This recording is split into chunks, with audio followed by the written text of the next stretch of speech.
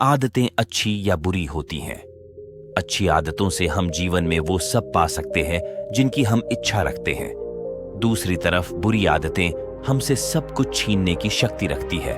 आदतें हजारों तरह की होती हैं, लेकिन अगर हम किसी भी आदत को जरूरत से ज्यादा दोहराते हैं तो वह बुरी आदत बन जाती है।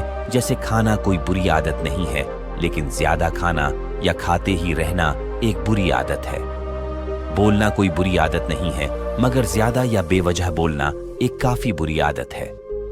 एक बार की बात है, एक गुरु का एक शिष्य बहुत अधिक बोलने की आदत से परेशान रहता था। जब भी वह किसी से मिलने के बाद अपने दोस्तों के सामने उस व्यक्ति के बारे में अपने विचार देना शुरू कर देता, चाहे कोई उससे पूछे या नहीं। वह अपने आसपास की लगभग हर चीज के बारे में, आश्रम में रहने वाले लगभग हर छात्र और शिक्षक के बारे में अपनी राय बताता। उसकी अपनी सकारात्मक या नकारात्मक राय थी, जिसे वह बिना सोचे समझे लोगों के सामने रख देता। जब भी आश्रम में रहने वाला कोई अन्य छात्र उसके पास कोई समस्या लेकर आता, तो वह उसकी पूरी बात सुने बिना उसे सलाह देना शुरू कर देता। वह अक्सर अपने दोस्तों से कहता रहता था कि तुम इस काम को ऐसे करो, वह काम ऐसे ही करना चाहिए। उसे अपने आसपास की चीजों के बारे में जो भी आधा अधूरा ज्ञान था, वह बीच बीच में गपशप के दौरान बात करके उस ज्ञान का ढोंग करता था। उसकी इन्हीं हरकतों के कारण आश्रम के किसी भी छात्र या शिक्षक कभी उसे गंभीरता से नहीं लेते। अक्सर उसके साथ पढ़ने वाले छात्र उससे दूर रहने की कोशिश करते थे, क्योंकि वह उन्हें हर बात पर सलाह देता था। कोई नहीं चाहता था कि वह उनका दोस्त बने। हर कोई उससे दूर रहना पसंद करता था, और अक्सर आश्रम में रहने वाले अन्य छात्र उसकी पीठ पीछे उसकी इन आदतों के लिए उसका मजाक उड़ाते थे। वह लड़का खुद भी जानता था कि उसके बहुत बोलने की आदत के कारण उसे कोई पसंद नहीं करता। वह भी इस आदत को बदलना चाहता था, लेकिन चाहकर भी हर बात पर अपनी राय देने की आदत नहीं छोड़ पाता था। एक दिन वह अपने गुरु के पास गया और अपनी सारी समस्या गुरु को बताई। गुरु ने कहा, बेटा, वही व्यक्ति जरूरत से अधिक बोलता है जो सोचता है कि वह सब कुछ जानता है। ऐसा व्यक्ति जो मानता है कि वह बहुत कम जानता है और अभी भी बहुत कुछ सीखना है, वह कभी भी अधिक नहीं बोलता है और न ही अपनी राय देता है। तो पहले अपने अंदर से यह अभिमान दूर करो कि तुम सब कुछ जानते हो। शिष्य ने गुरु के सामने सिर झुकाया। गुरु ने कहा, बेटा, मैं एक दिन में आपकी बहुत ज्यादा बात करने की आदत एकदम से खत्म नहीं होगी। आपको धीरे धीरे अपने अंदर से यह आदत खत्म करनी होगी। लेकिन मैं तुमको यह जरूर बता सकता हूं कि तुम्हें किन मौकों पर चुप रहना चाहिए, ताकि तुम खुद को दुखी होने और किसी बड़ी परेशानी में पड़ने से बच सको।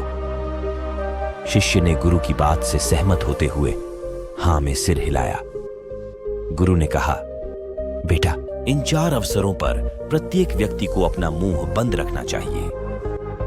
1. जब आपको लगे कि आपकी बातों से कोई आपकी भावनाओं को नहीं समझ सकता, तो उस समय आपको चुप रहना चाहिए।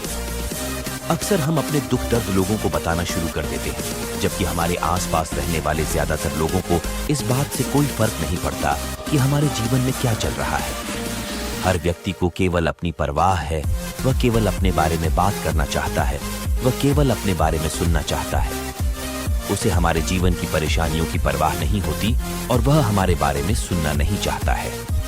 वह आपकी दुखद कहानी 1 या 2 बार सुन सकता है, लेकिन उसके बाद वह आपसे दूर भागना शुरू कर देगा, क्योंकि कोई भी दुखी होना पसंद नहीं करता है। इसलिए अपने कुछ करीबी दोस्तों और परिवार के अलावा किसी को भी अपनी परेशानी कभी न बताएं, क्योंकि अक्सर वे आपकी बातों को समझने के बजाय उनका मजाक उड़ाते हैं। 2. दूसरा, जब आपको नहीं पता कि किसी विशेष अवसर पर क्या कहना है, या आपको किसी विशेष घटना के बारे में केवल आधा अधूरा ज्ञान है, तो ऐसे अवसर पर भी आपको चुप रहना चाहिए। ऐसा व्यक्ति जो आधा अधूरा ज्ञान होने के बाद भी उस विषय पर बात करता है, वह अक्सर उपहास का पात्र बन जाता है। ऐसे व्यक्ति को कोई भी गंभीरता से नहीं लेता है। केवल वही व्यक्ति अपनी बात प्रभावी ढंग से रख सकता है जिसे उस विशेष घटना या विषय का गहरा ज्ञान हो। 3. गुरु ने कहा, जब कोई व्यक्ति आपके सामने किसी तीसरे व्यक्ति की बुराई कर रहा हो, तो ऐसी स्थिति में आपको चुप रहना चाहिए। आपको कभी भी ऐसी नकारात्मक बातचीत का हिस्सा नहीं बनना चाहिए। क्योंकि आज वह व्यक्ति जो कर रहा है आपके सामने किसी तीसरे व्यक्ति की बुराई, कल किसी और के सामने आपकी भी बुराई करेगा।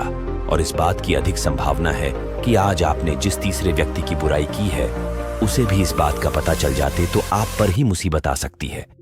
इसलिए जब भी कोई किसी दूसरे व्यक्ति की बुराई करे या उसके गलत समय का मजाक उड़ाए तो आपको बस उसकी बात सुननी है, अपनी कोई राय नहीं देनी है। अगर आप ऐसा करें तो भविष्य में आपके लिए समस्याएं खड़ी हो सकती हैं। 4. गुरु कहा, जब कोई आप पर क्रोध और घृणा से चिल्लाता है, आपका अपमान करने की कोशिश करता है, तो ऐसी स्थिति में आप दूसरे व्यक्ति की क्रोध और घृणा को चुप रहकर कम कर सकते हैं। चुप रहकर भी आप स्थिति को बिगड़ने से रोक सकते हैं। जब आप ऐसा नहीं करते हैं और दूसरे व्यक्ति के क्रोध का उत्तर क्रोध से दे देते हैं तो परिणाम काफी भयंकर होता है। यदि आप उस समय चुप रहते हैं तो यह बात उस क्रोधी व्यक्ति के दिल में महसूस होती है। जब क्रोध शांत हो जाता है तो वह अपनी गलती पर पछताता है और इस बात की भी संभावना बढ़ जाती है कि यह आगे आकर आपसे माफी मांगे अपनी गलती के लिए। और अगर वह माफी नहीं मांगता है तो वह अंदर से दोषी महसूस करने लगता है और फिर अगली बार आप पर गुस्सा करने या नफरत करने से पहले कई बार सोचता है। लेकिन आपको हर हाल में या हर समय चुप भी नहीं रहना चाहिए। अगर कोई गलत कर रहा है तो उसका जवाब आपको देना चाहिए, क्योंकि कुछ लोग ऐसे भी होते हैं जो हमारी खामोशी को हमारी कमजोरी समझते हैं। गुस्से में चुप रहने का यह तरीका केवल परिवार, करीबी रिश्तेदारों और कुछ करीबी दोस्तों के लिए ही सही है, हर इंसान के लिए नहीं। अगर आप हर जगह खामोश रहने लगें तो इसका गलत इस्तेमाल भी हो सकता है। गुरु ने कहा, मेरी एक बात हमेशा याद रखना, जब आप कम बोलते हैं तो लोग आपकी ओर अधिक आकर्षित होते हैं कि आप कौन हैं और आप क्या सोचते हैं। शिष्य ने हाँ में सिर हिलाया। शिष्य अब गुरु के शब्दों को समझ गया था कि किन परिस्थितियों में उसे चुप रहना चाहिए। उसने यह भी सीखा था कि कम बोलने से वह आश्रम में अपनी प्रतिष्ठा वापस पा सकते हैं। उसने गुरु को धन्यवाद दिया और वहां से चला गया।